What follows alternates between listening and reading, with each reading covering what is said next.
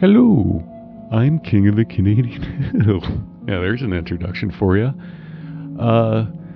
So last week I got a little message from a viewer that reached out to me and made a request. And the request was to cover The Thing 2011 and The Fly 1986. And why not? And that's about it. So let's get into it. So the plan was essentially to kind of do the spooky spoiler thing and end the movie bit once and for all, and then move on to different stuff. I have like animation things and stuff I want to get into and all that good jazz. But Simba Tree reached out and said that and it's awesome for him to let me know that he subscribed. He hit the notification bell. He started binge watching most of my stuff, and he's really enjoying it and all that good jazz. And funny enough, though, I was talking to CyberpunkRamblings about this, and he brought up an interesting point of how about you do more narrations where you're just kind of talking about your love of the films and what you think it's all about, and you know, kind of put the voice impressions and silly intro and outro aside, and just kind of talk from the heart, from the movie loving heart, and like all content creators having a conversation between each other, I said, duly noted, I'll put that in the pocket of ideas later, and then I moved on with the spooky spoilers. But then lo and behold, when a viewer does a viewer request, I'm quick to jump on this idea and react to it and try to make a video really quickly and then put it out because I have to please the viewer. Oh man, this one guy has come out, or girl, I don't know, but they reached out to me and I must please them, and I was happy to do so.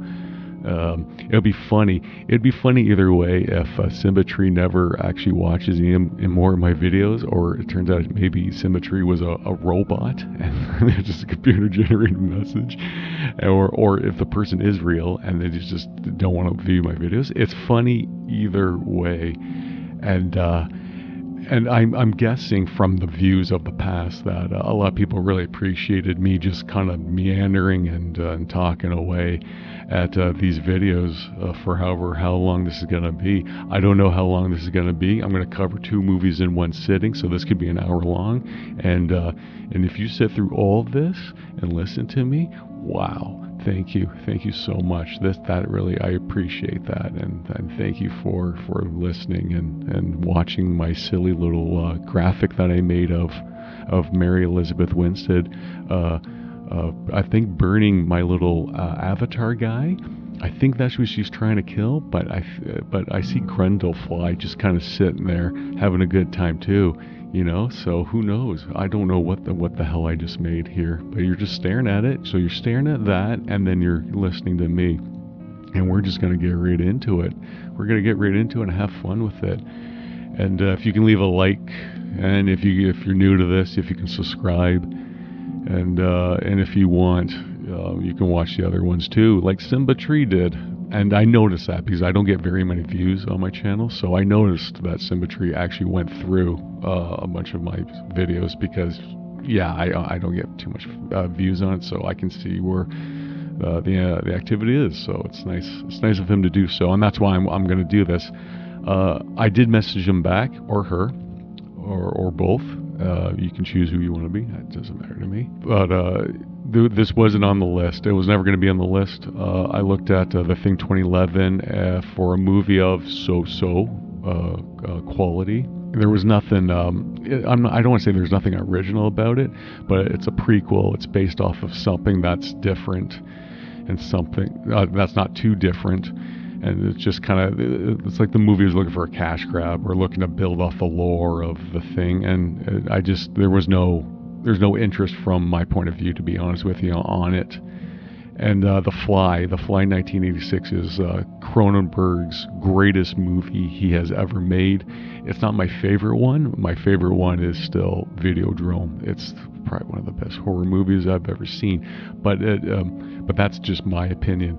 I really have to look at the movie itself and say The Fly is one of the greatest body horror, if not the greatest body horror movies of all time. It is just absolutely tour de force of body horror and natural horror. Like, it's scary, it's gross, it's really, really just unnerving.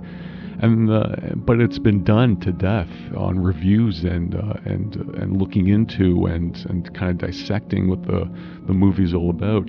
And coming from what I do and what my channel's all about is I come in here half-assed. I have nothing. I don't have pages up. I don't have anything. I'm just staring at my Audacity recording, and I'm just talking, and then a lot of things just come off my head after I watch the movies. That's it. I just, that's half-assed research, half-assed remembering, and I just kind of go off the cuff of what I feel. And I feel that a lot of people should be kind of, if they're really interested in these types of movies, like The Fly 1986, yeah, there's other channels that really put a stronger effort into it and then look into it more thoroughly and professionally. But if you're just looking to have fun and just listen to a guy kind of rant about it, and that's what I'm all about, just frightening fun. And okay, then you're in the right place, and maybe this is a launching pad for you. Maybe you listen to me and go, well, he didn't really do a very good job of it, but I'm still kind of interested in these movies, so I'm going to go and listen to some other better product of YouTube videos, and that's cool. I'm glad I'm doing it for you. So that's the intro segment. So now we're going to jump into The Thing, and I'm going to put up a little title here to help you out, to let you know what I'm talking about. And it's going to be The Thing 2011. That's going to be first on the list. So let's get into it. What can I say about The Thing 2011 that's not The Thing 1982? Here's the thing. The Thing 1982 is one of the greatest movies of all time, horror-wise, just like The Fly is for 1986. It's awesome. It's well acted. It's well directed. It's well filmed. The tension, the isolation, it's all there for the original 1982 movie. It's so bloody scary and unnerving, and it's tough, man. It's tough when you kind of put together a movie of this ilk, that is that of The Thing 2011, where you're trying to start something new. You're trying to rehash something that is old, and you're trying to get in a sort of money grab of a movie, of a classic movie that the original director didn't really want to be a part of. And Carpenter does his own thing, and he moves on quickly from other stuff, and you can't blame him for that. But nevertheless, Mathis Van Herzen Jr. and Eric Hersier, that's how I remember these guys. I think Mathis was the one that directed it, and Eric was the one that wrote it. They did their best job, and the best job they could ever do, along with the video effects department and the CGI department. And the folks at Pinewood Studios in Toronto, all of them together came together and put their best foot forward to put out a product that is actually incredibly damn impressive. Yeah, man, I said it. You can look at Rotten Tomatoes all you want, and you can look at that currently 30% or some crap like that, and go, oh, I'm not going to watch this movie. But it's an injustice. It's an injustice of the hard work that these people put in for this movie. I think the problem is it's called The Thing, and it's 2011. I think that you could have done something a little differently with the title, and then you could have changed it up, and then the reveal would have been cool. It's like, oh wait, this is the Thing. This is a prequel to The Thing. I think that would have been a nice little twist at the end. And by the way, guys, let's just put this out here. Spoilers. It's all about spoilers. If you have not listened to my crap before, all I do is talk about spoilers. That's all I do. I don't do a little first half and a second half. I just talk about what I talk about. So the twist is at the end, it's a prequel. This movie is a prequel, and it leads into the 1982 Thing. And I think that was the problem. If you would have done the surprise at the end, then people would have been more pleasantly surprised. But the problem is, it does not deserve a 35%. It does not, Rotten Tomatoes or any sort of bad review, because this movie is the tension is there, the grossness is there, the body horror is there, the acting is there. Everyone's here to play, man. Everyone's here to act and do good and make good, and they do it. Everything in this movie pays off. It's unbelievably gross how the sounds of the thing and the gurgling, and even when the thing's stabbing and cutting, and even the corpse things when they're doing the autopsy and dissecting it, it sounds gross, it looks gross, it's gross, and it's awesome. It's so good. And I think that's why I kind of put The Fly and The Thing together, because it's both gross body horror stuff, and it's awesome. And it's awesome for Symmetry to kind of make this request like that for both movies that share that similar thing of body horror and grossness. And it's up there. It shares The Thing 2011 shares that with other body horror movies, and it does a really good job of it. Now, there are problems in some of the CGI. In some of the lighting choices that they made, where you can tell it's like, yeah, that's pretty crappy CGI. But for the most part, though, there's a lot of good CGI in the darkness of some of these shots. Yeah, it looks good, and it sounds good, and it's creepy and it's scary. I'll be honest with you, at the very end there, when Mary Elizabeth Winston's character is about to face off against the evil Sander, Dr. Sander there, the alienologist guy, yeah, they do a close-up of his face, and it's a bad CGI face, and then the face kind of morphs away, and then it turns into the full thing, or whatever the thing wants to battle with, and then that's it, and then you see this cool sort of thing again, and it's cool, and everything's cool about it. And I never got the idea of such great stress, scare, tension this film has, and from start to finish.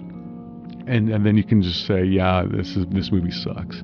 I don't understand that. You always have to take horror movies for what they are, on the bad acting and cheesiness and what they're trying to tell and what the message is, sort of mentality. But this movie isn't. This movie takes itself seriously. This movie delivers. I feel it delivers quite well on what it's trying to be and what it's trying to do. And yet people poop on it. They poop, and it's like, yeah, don't poop on it. No pooping on this sort of movie. And it's good and it's entertaining.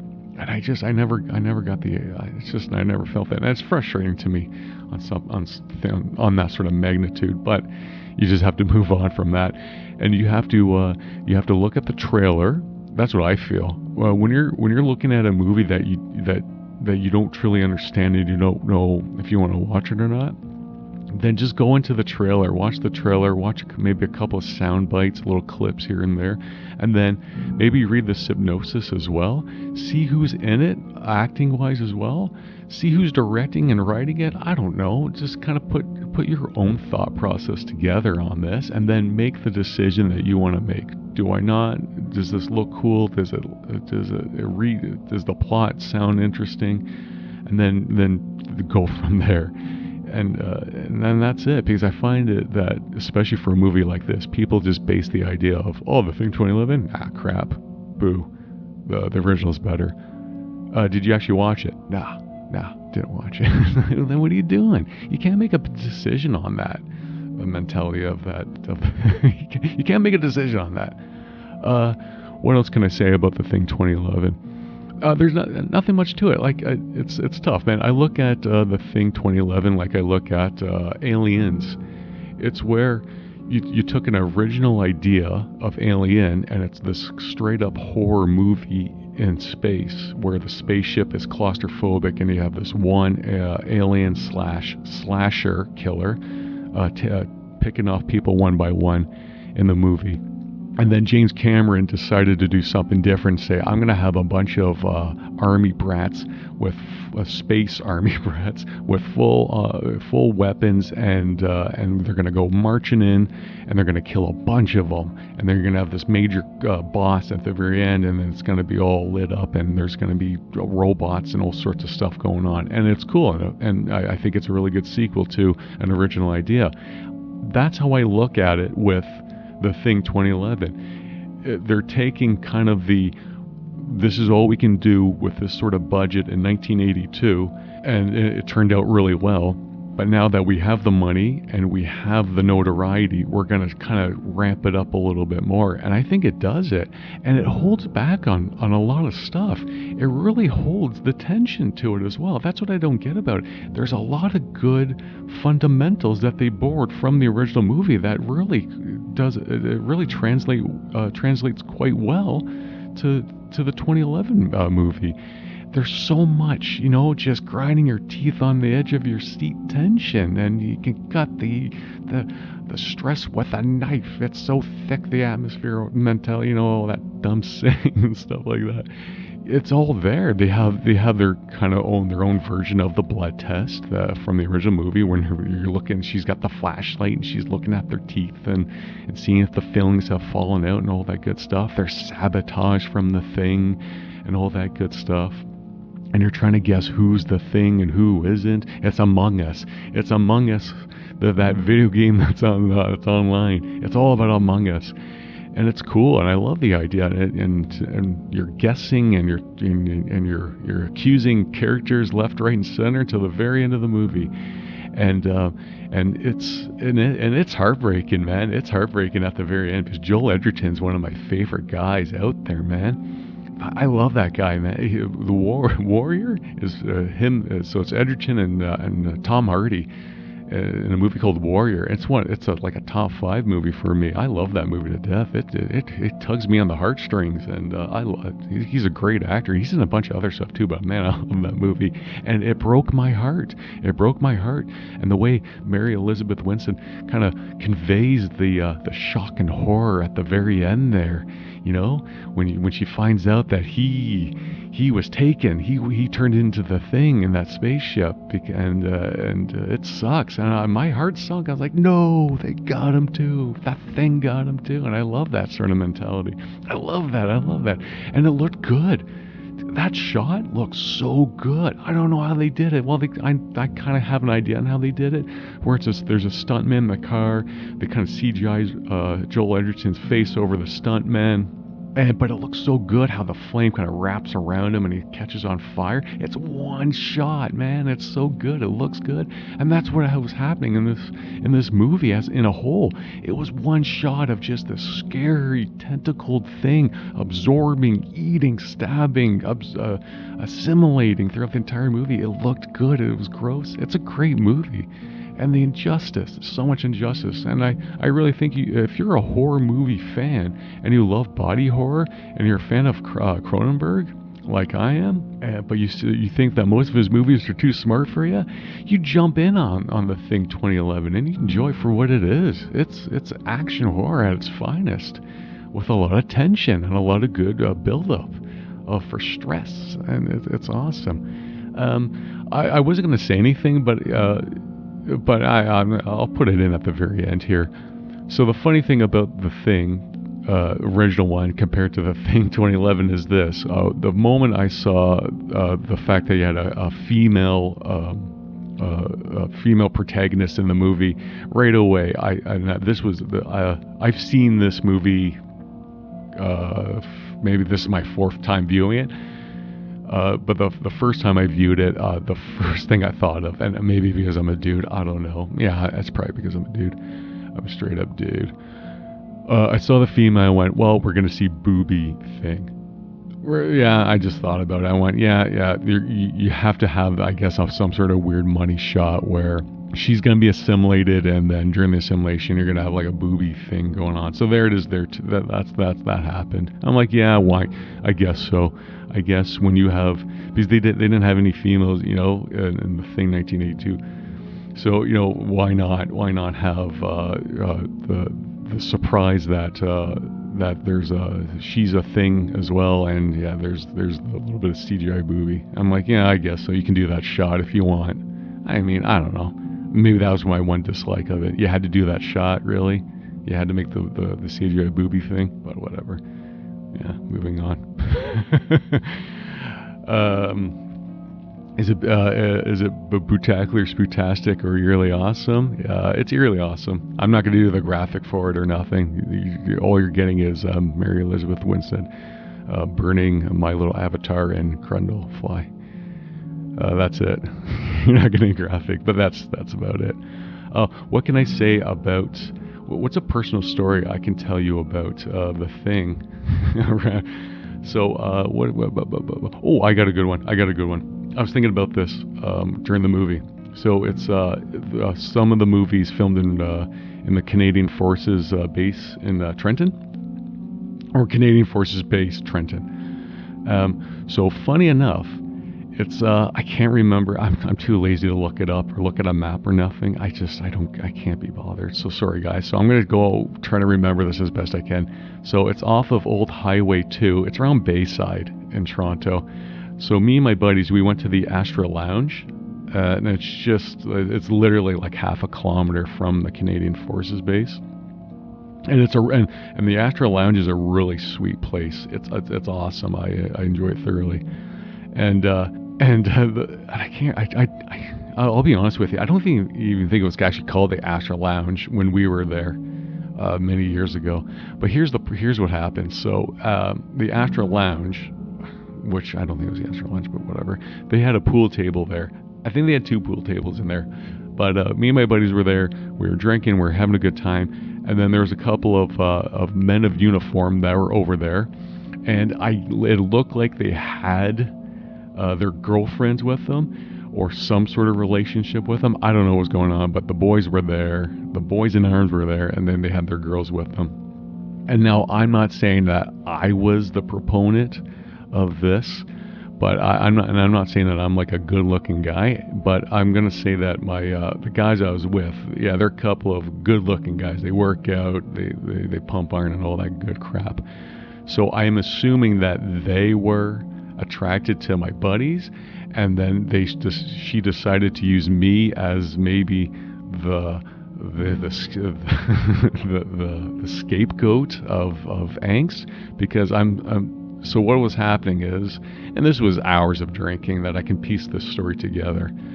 So they were getting jealous that the boys were drinking and watching and not paying attention to them. So one of the girlfriends, or whatever they were, I'm going to say girlfriends, got a little too thirsty, and she was thirsty enough where she needed attention right now.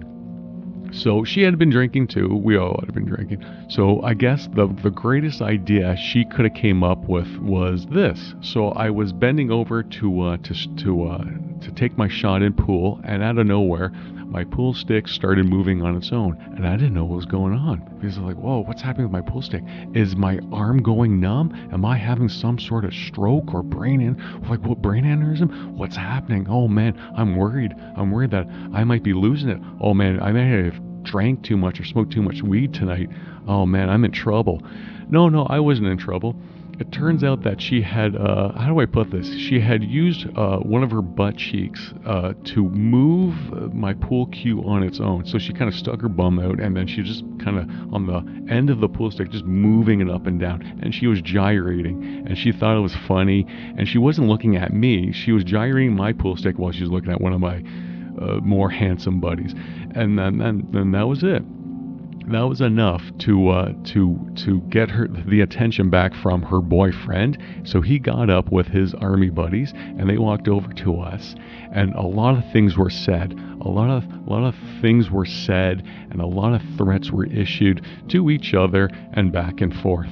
And at the end of the day, I wish I could tell you that the story turned out to be a bar fight of epic proportions, of magnitude, and we got arrested, and we went to jail, and we're in the news, blah blah blah. No, nothing happened. It turned out that there was a large group of other men of uniform in there, and they all kind of sided with the guy, and then it was just me and my two buddies, and then the bar owner kind of went, okay, you three get out, referring to me and my two buddies, and we're like, yeah, we're gonna get out, and so we left, and then that's the end of the story. That's it. And I wish this story got a little bit more exciting, but it didn't. That's the end of the story. We ended up going to another spot. I think it was the Horseshoe. It was a long taxi drive. I can't really remember.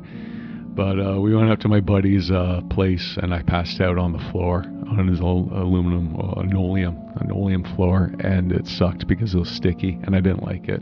And then we went and got breakfast in the morning. It was fun. It was another good night. Another good night with me and the boys, and that's it. Yeah. But I'm going to point this out, though, because now that I'm thinking about it, Astra Lounge. So the Astra Lounge itself is a great bar. It's awesome. It's a lively room. It's really cool. It's actually, they have really good food as well. Fantastic food, and you should really enjoy it for what it is. A really good bar. They got some good sports television screens situated in really good positions as well, and it's a nice atmosphere too. So I should point that out as well. Astra Lounge is actually a really good bar with really good food. So I suggest if you're in the Toronto area, go over there and enjoy, and that's it. And I don't want to be a proponent of bad things. I've heard nothing else but good things, because it's one of those stories that you kind of trade back and forth in other parties and bars and all that. And people have told me nothing but good things, and then they kind of refer to us as being assholes and jackasses. And I believe it. And they think that me and my two buddies are assholes and jackasses, so we kind of maybe deserve it. So that's why I'm going to say that the Astra Lounge and the people that reside within it were not so much bad people, and it's not a bad place. I'm saying it's the opposite. I'm saying that we're the ones that possibly made it bad that night. And it's probably a really good bar, man. So there it is. And that's it, man. That's all I can say about that.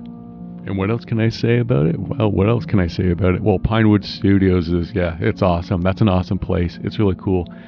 There's a bunch of cool movies that's been filmed inside those gigantic studios. It's the biggest studio in all of Canada as well for that sort of thing. So Pinewood Studios is sweet, man. It's a sweet spot to film awesome fake worlds. So yeah, that's it. So I think that's it. Yeah, I gave the rating and all that good stuff. So watch The Thing 2011. Do it. So now we're gonna move on to The Fly 1986. Yes. The Fly 1986. So what can you say? What can I say? Not you say. You can say it. You can say it in the comments if you want on how wrong I am on these movie reviews that I do. But yeah, feel free to comment. Do whatever you want down there. I don't care. But what can I say? I say about The Fly 1986. I'll tell you this. This is it's like I said in the beginning of this rant I'm doing. This is quite possibly one of the greatest horror movies, body horror movies of all time. It's so well directed and written. It's written and directed by David Cronenberg, co-written as well. So yeah, so there's that. But it's all him. It's all Cronenberg for the most part. Yeah, I should point that out.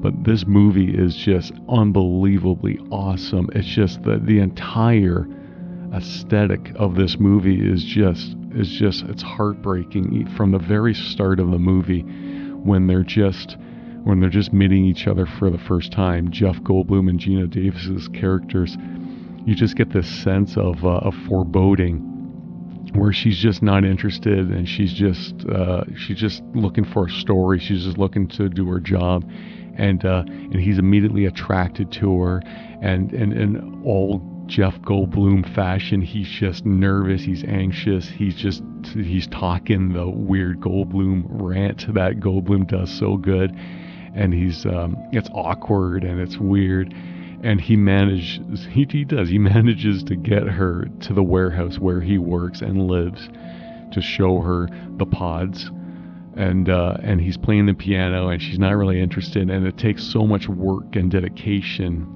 and he just kind of wears her out, sort of what he's doing and what is he attempting to do.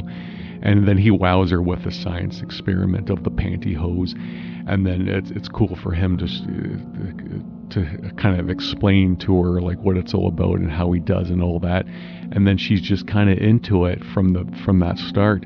And then you can see it's weird to me when I first saw it, to where I'm seeing this for, oh man, like the millionth time. Like I've seen this so many times, where you just it's sad. It's sad to see her kind of like her devotion to him, and just this love that they both share for each other.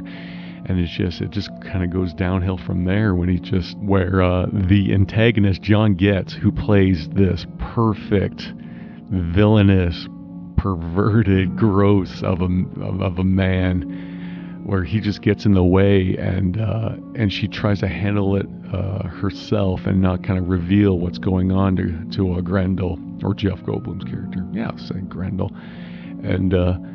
And he gets he just drinks a little bit more. He talks to his friend the baboon, and he's just trying to it's jealousy, and he's an awkward guy. He does not go with relationships in general. He wears the same pairs of clothing, day after day, as she points out, and so he doesn't have to think about it too often, about getting up in the morning and choosing what to wear. And he just gets jealous, and he makes a mistake, and the mistake is it costs both of them everything, and even cost John Getz at the end there.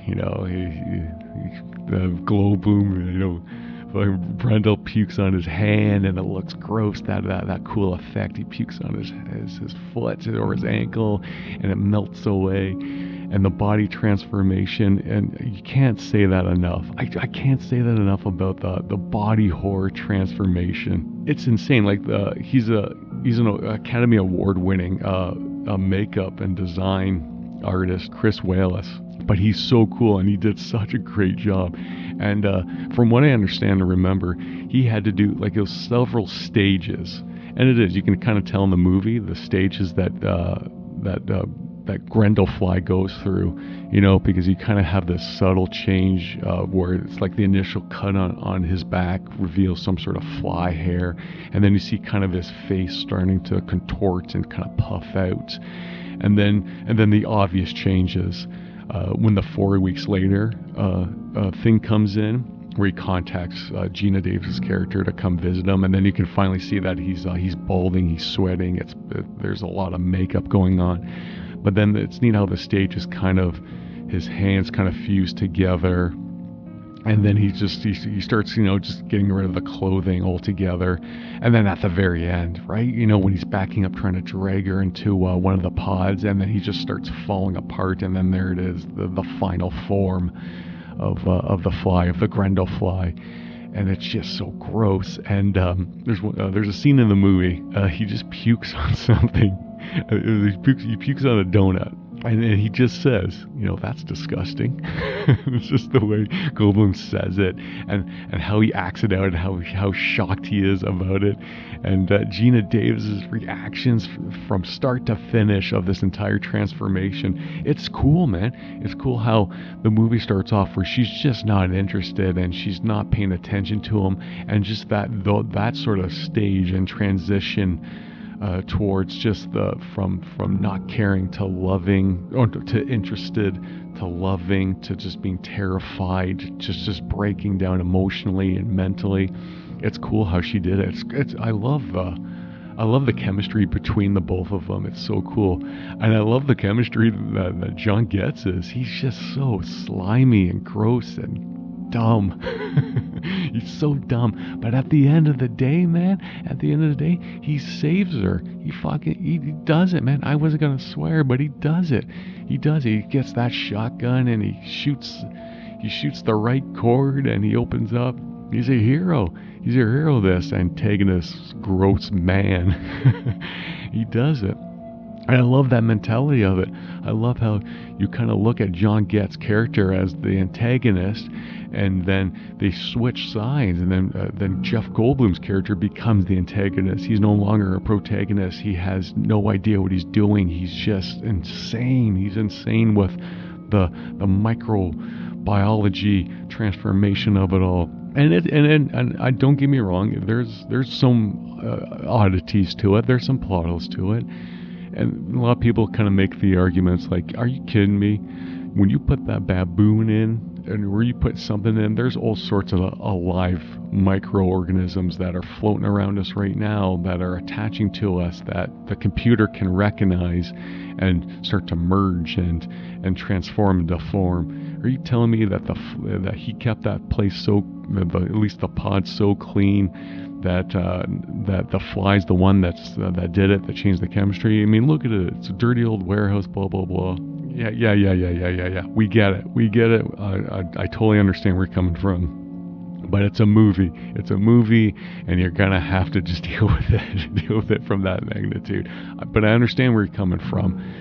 The computer can read in any sort of small microorganism, not recognize it, and then merge it with everybody. I get it, blah blah blah. But it's just the fact that it's such a common mistake, and I love how it's such a common mistake where there's a little bit of foreboding where the baboon's trying to swipe away the fly, and Grandel's not paying attention to the fly, and then I just love the camera work on it too, where you see Jeff Goldblum's face and you see the fly, and it's so cool. And the music's so good. The great Howard Shore. Oh, I loved Howard Shore. He's so good, man. This entire soundtrack is so good, and it ramps up the tension along with just the great acting and the camera work and the direction. I just love how Cronenberg makes his movies. He puts everything together so well, and it's cool with Cronenberg. He does it scene by scene, and these scenes can be from 5, as long as 15 minutes, but the scene itself is just one dramatic issue going on. That's how I look at it. That's how I look at Cronenberg's movies. If it's no matter how long the scene is, it's one dramatic long issue, and the music and everything's in it for that one scene, and it really sells it. And then you move on from one scene to the next, and that's a stage in itself, along with the makeup. It's so cool how this movie is just so well put together. The last time I saw this movie, it was about 10 years ago, man. Yeah, it was back there, man. And it's cool for me to watch it in 2021 and just look at it and go, it still holds up. It's still so good. It's awesome. It's Jeff Goldblum's greatest movie he's ever made. And my favorite movie of all time is Jurassic Park. And Goldblum's in that, and he's awesome in it. But this is it. I know Goldblum's done better movies and all that stuff. I understand that. But this is his greatest movie ever. And I know what, maybe I'll say that to Gina Davis as well. Maybe I'll throw her under the bus of greatest movie ever made. I don't know, man. Maybe this is John Getz's greatest movie he's ever made too. I can't really remember any other movies that John Getz did, but I'm going to say that all 3 of them, and that's what the story is all about too. It's really primarily just the 3 of them. It's this love triangle, and Gina's in the middle, and then you just got the fly issue in it as well. And there's the hidden message that like a lot of horror movies, really good horror movies have, and this message is about it's about like dirty blood transfusion, AIDS. That's where the messaging is and all that stuff. And that's cool. Like that's what a horror movie does. There's always that kind of that hidden message and all that. But to me, it's just this love triangle. It's just about relationships gone awry, and just people not understanding and realizing what they're getting themselves into, and what's happening with themselves, and then your ego getting too big for you, and not truly understanding what you created and what you're about to make, and just the human being. It's about the human being and how flawed we are, and just the simple mistakes that we make. A fly got into the pod, man. and it's so cool. And this movie does that, and it does it in spades. And it's just, yeah, it's just, man, it's good. And it's just so sad at the very end there. It's just, it's heart-wrenching, where he tries to make himself whole again, and the only thing he can think of is by taking the baby that Gina Davis holds, and then putting her in the pod and him in the pod, and then they're going to go in the third untested pod that he said in the very beginning of the film, you know what, it's a little glitchy, it's not a really good pod, but he doesn't care anymore. He's so out of it, he's so crazy that he's going to somehow splice himself together, and then they're going to go in the third pod. He's just so out of it, but he's insane, and it's just so good. And just everything about it. And there's some really creepy horror to this too, where John gets his character's walking around, you see kind of shadows moving around above him, because the Grendel can climb walls and stuff like that. And speaking of that, what a great shot. There's no CGI here, where they took Jeff Goldblum's character and he's kind of walking on the wall, and then he's walking on the ceiling, and then he's walking back down, and he jumps down. Oh, how seamless is that? It's so cool. You can understand how they do it, right? Where they kind of had the sound stage, they built the sound stage where the ceiling is actually the wall, and then the ceiling itself is the floor, and the actor, the stunt man, or maybe Goldblum stuff, he's crawling on it, and then they jump down. But it's done so well. It's such great editing for the entire movie. It's such great editing, and how they did this, how to make the fly so good and natural. Oh, I can't get enough of this movie. It's so cool. But once again, it's a Videodrome that always gets me to the very day. I love that movie. Kind of want to. It's funny, when I watch The Fly 1986 or any sort of Cronenberg movie, I immediately want to go, I want to watch Videodrome again. That's just how I go, man. That's how I think. The arm wrestling scene is it's not the grossest in this movie, but it's the ramping up to it. It's just a simple. A superhuman person is facing off against a regular person, and guess what happens? He breaks his arm, and then you see the bones kind of shoot out and protrude. But it's the ramp up to it that's so you just know. Like, even when I first saw it, and then the multiple viewings that I had, it's still like, oh no, I know what's going to happen. I know exactly what's going to happen. He's going to break his arm, and it's going to be gross because it's a Cronenberg movie. And he does, and when he does it, it's so gross. And the guy's sweating, and the music by Howard Shore, and the ramping up, and it's just the arms bulging. And then when the break finally comes in, and they do one more shot to show the bone, it's so gross. It's so gross, but it's a good gross. And I'm looking away, I'm like, that's gross. I can't handle that crap. And I love it. I love turning away and going, no, man, that's gross. It's so good. It's so good. Oh, what a cool movie. What an awesome movie. Oh man, yeah, this is one for the books, man. I'm actually happy that I got to record this stuff. Actually, so yeah, this was a good idea from Cyberpunk Ramblings and Symmetry for me to get back in this. Hey, and you know what? Who cares if this is the only viewer request that comes out? Yeah, this was fun. This was fun as hell. So what can I tell you about the filming locations in The Fly 1986? Where do I begin with how awesome Cronenberg films Toronto? It's so good. It's so beautiful in its own way. It's such a love letter to Toronto. I swear, man, like the way Cronenberg films, Toronto is so good. And this is probably the best he's ever filmed Toronto, to be honest with you. I love how he just celebrates this city and everything about it, and he does it, man. Like Liberty Street is a grungy part of town, and it is what it is. It's part of the distillery, but it's all good. But it looks good. It looks like a cool little part of Toronto that you don't want to go. You don't want to go near. Kensington Market, just for a brief couple of minutes, but it still looks good. It's a nice little spot. And it is. It's a great spot. It's one of those cool spots where if you're a big fan of like farmers markets and all that stuff, you got to hit Kensington Market if you're in Toronto. Stoopy's Tavern's in here as well. Yeah, it kind of looks like it does in real life. Yeah, it's a bit of a dive bar, but it's got personality. It's got its own good intentions all in itself. It's a nice bar. It's a nice little cramped bar. I love it. I love how cozy it is, that bar.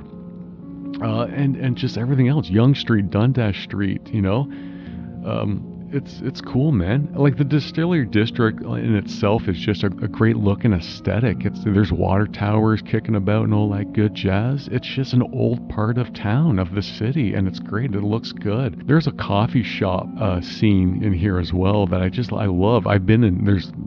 Don't get me wrong, there's a lot of coffee shops in Toronto that look exactly like that coffee shop where Jeff Goldblum and Gina Davis are talking, and he's pouring in all that sugar because he's becoming the Fly. And I just look at that coffee shop and go, yeah, it's just a nice, quaint, little comfortable coffee shop that I'd love to hang out with and have coffee with significant others and friends, man, and family. I love that spot, man. And the same goes with the burger joint. Now, I know exactly, I don't know exactly where that burger joint is, because there's a few spots that kind of look the same, but because they never had the money to do the proper renovations for it. So it's got that classic old bright color, yellow, orange, red color burger joint. But just looking at that spot, I can just smell the greasy fries and the greasy burgers. Oh, and those are my favorite spots. Those are probably the best spots you can go to after a night of drinking, or nights of drinking if you're in the middle of a binge and then you need something greasy. And that's the nice thing about those burger joints. They do greasy eggs and hash browns as well as burgers, and they do it well. So you got yourself a nice cup of coffee. It's been brewing in the pot for at least 4 hours, and you're just sipping on it, and then you're eating something greasy to try to, kill that hangover, and you're trying to start your day all over again. I love that aesthetic. I love that burger joint. I felt so at home just staring at that burger joint while Gina Davis and Jeff Goldblum are in there acting their asses off. It's a great spot, man. It's filmed so well, and there's so much love that Cronenberg does with the filming. Like I said, I love the entire aesthetic of Toronto as a whole, and then the way that some directors translate it it's just beautiful. It's awesome. And then some of the directors that say, well, this is New York, but we're going to make this is Toronto. And the way they film it, it's nice. It's nice how they do it. It's nice how they can celebrate the city that way. Because everyone can talk about, how beautiful New York looks on film, and LA and stuff like that. Or not all of LA. Not like Burbank or nothing, but, some parts of LA. But Toronto can share the same thing. They share the same aesthetic, where you just gotta look for it. There's personality in every city. You just gotta look for it, and you find it, and then you're just a part of it, and the city's a part of you, man. It's a cool spot, man. And I'm not just saying it because I'm a proud Torontonian, Ontarian, and I love plugging Ontario and tourism and stuff like that. I don't get paid. Yeah, I remember someone did a direct DM. DM'd me on Twitter, accusing me of being paid off by Tourism Ontario and all that stuff. And I wrote back saying, listen, I can assure you that I don't know if you can trust me or not, or let alone believe me. I don't think you would, because you actually DM'd me. You actually took time out of your day to DM me on your dislike that I'm possibly paid off by Tourism Ontario. So I don't think you're going to believe me that I don't get paid off by anybody or anything. And it was the Woodstock video that I made that someone that a lot of people saw. Yeah, I'm up to like 1.6 right now for views. So someone saw it and go, "You're paid off by Tourism Ontario, you son of a bitch." But I'm not. I just love plugging this province. It's a beautiful province, and there's a lot to do in this province, and I wish people would come up or down or around and enjoy it for what it is. Ontario. Well, that's gonna do it. I think that's gonna do it, eh? Yeah. Yeah, we're almost hitting an hour. I was thinking maybe 20, 25 minutes, 30 minutes. Do 15 for each. But then once I get going, once the rant starts happening and the discombobulation of me explaining stuff, and then you trying to listen to and hold on and try to figure out what the hell's going on with what he's actually describing and talking about. Yeah, it goes on for an hour. I can go on forever about these movies. It's awesome. I love celebrating horror movies made in Toronto, Ontario, Canada, and all around in Ontario. It's a cool spot, man. Yeah, that's also a plug too. How about more filming companies come on up or down or side by side or all around and film. Take advantage of whatever tax breaks you guys got. You guys can get, it's that's what it's all about. And yeah, that's it. That's about it for that. As of this recording, we're still locked down and all that good stuff. But yeah, once everything gets back to somewhat normal, yeah, get back into it, man. Yeah, it's an awesome place to be, man. It's an awesome place to film. There's some good stuff here, and these movies show it and they hold it and it's true to it. Yeah, The Thing not so much. It was mostly filmed in a studio, a big giant studio. So yeah, there's that. So well, by The Fly. Yeah, there you go. Maybe more practical stuff. Yeah, just film more practical stuff. That's the challenge for everybody. But that's it, man. That's gonna do it. Once again, I'd like to thank Cyberpunk Ramblings. Go view his videos too. He's got a lot of cool videos that he does on his channel, and he deserves a lot of love too and more subscribers and stuff. He doesn't do what I do. He does a totally different stuff, but he's an awesome YouTube creator, and he's only got a handful of videos. He's still young in his career, but yeah, he's a really good guy. I should probably put his link on the description down below so you can go view his stuff. And yeah, because he's cool, man. He's a cool dude. He's a cool cat, man. And yeah, one more big shout out to Simba Tree if he's gonna listen to this. And and thank you for this. This has been fun. It's been fun, and it's encouraging. It's encouraging to hear that I don't have to do a funny voice and do a funny intro, outro, and make a funny bit. That there's some people, literally one or two, that actually enjoyed me just rambling and talking and just kind of delivering whatever story and stuff that I have. That was nice. I didn't think that was going to happen. I thought that this sort of format that I'm doing right now is going to be a little too boring, and it probably is boring for a lot of people. But it's nice to see that yeah, like I said, that there's a few people out there that actually like this, and yeah, I'll take that as a for what it is, a nice compliment by somebody. So it's cool, man. It's cool. Hey, he might even not like this. He's like, no, I want you to do actually frightening films in our Ontario. Why'd you do it this way? I'm unsubscribing. He might say that too. This might not be the format he wants. I don't know. I'm just guessing. Roll with the punches. Just take it for what it is. That's going to do it. I'm going to post this, and then we're going to go from there. And that's it. Now I'm just rambling. I'm just rambling. You can go on my Twitter. That's King Canada Hill. Hill spelled Hi11. You can go to my YouTube channel if you're already there. I think you're already there if you're listening to this. Yeah, just rambling, doing what I do. Yeah, okay, that's gonna do it. We will spook you later, and we'll scare you next time.